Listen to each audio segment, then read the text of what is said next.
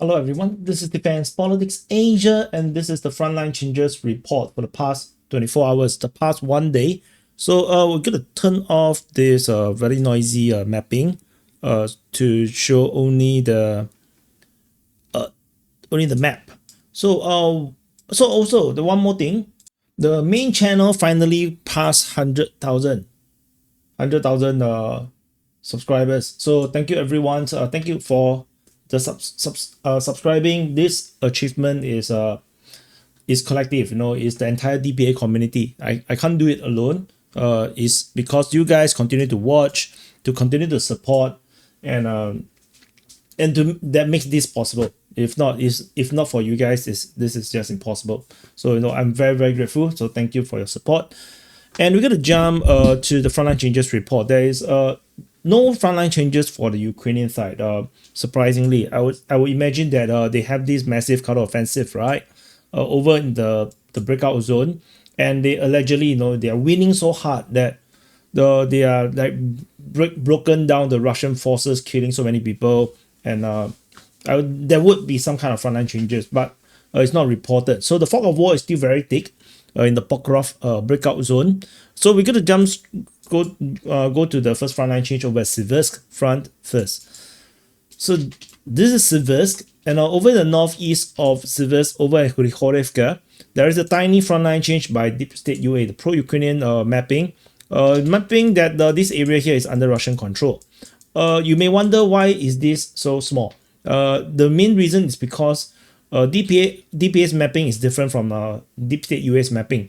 They have not acknowledged a lot of these changes here. So when they make the change, is mainly around Krychorivka, which most of it we have already attributed to the Russians. So which is why there's some kind of like a lag between their mapping versus DPA's mapping. Well, so that's the main reason why this is the case. So the next frontline change after Krychorivka is over in Stepanivka, over in the Toretsk front. So this is Toretsk, over at Stepanivka. So this area here is mapped by the pro-Russian side. This is a Russian claim. So this is Stepanivka. The Russians are conducting this offensive over to Stepanivka, and the Russian forces have captured all of these areas here, allegedly, according to the Russian mapping. So this advance includes some of the fortifications that is defending Stepanivka in the southwest. The advance is probably around 1.5 kilometers, 1.4.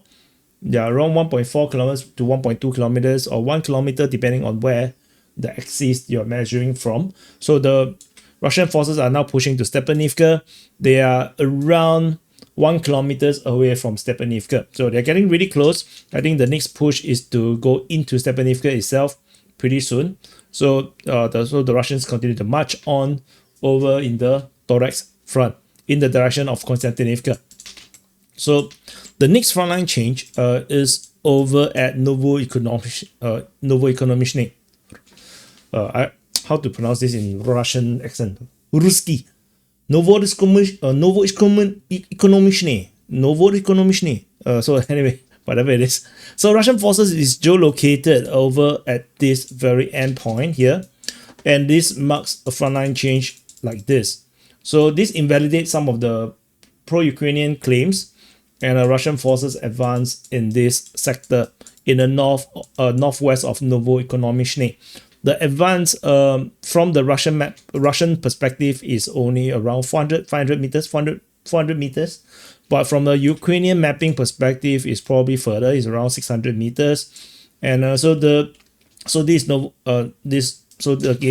Novoekonomichny, Minohorad, Pokrovsk, Shovony Liman, and the Russian forces push from the Razine direction into the northwest of Novoekonomichny. So that's the frontline change over there. The next frontline change is over in the Komar front, over in Malievka. So just some orientation again. Velika Novosilka, you probably haven't heard of this place for a long time. And then Komar, and this Voskresenka, Malievka, Shifneve, and in the north of Malievka, the Russian forces have advanced and take this impossible salient. So this is mapped by the Ukrainian mapping. Previously, the Ukrainian mapping mapped the north and the south. So clearly, it's impossible for the Ukrainians to be here. So the Ukrainians actually straighten the front line and mark the frontline change. So it's not particularly, significant because it is obvious that, the impossible salient is impossible. So and then there's one last frontline change is over in Tarivka. So this is reported by Deep State UA as well. The pro-Ukrainian mapping have mapped that the Russian forces have advanced. So previously the advance is on the 15th. So this is on the 17th. So it's a 2-day advance. Russian forces captured the entire tree line in the north of Tarivka, as well as the northeastern part of Tarivka, as well as the entire tree line in the north of Tarivka. So I would say based on such a mapping, the whole of Tarivka must be under Russian control, which is exactly what the Russians have claimed. They have claimed the capture of Tarivka, and the advance in this northern part is around 1.6 kilometers, 1.5, 1.6 kilometers. So the Russians continue to march on in this sector in the Komar front. So this is a situation here. And with this frontline change, this is actually a tri-border region. This is Dnipro, this is Donetsk, and then this is Zaporizhia. This is a tri-border region, and the Russian forces basically have taken control of the tri-border region. So this is an interesting tidbits of information about this area here. Not significantly important, borders are arbitrary.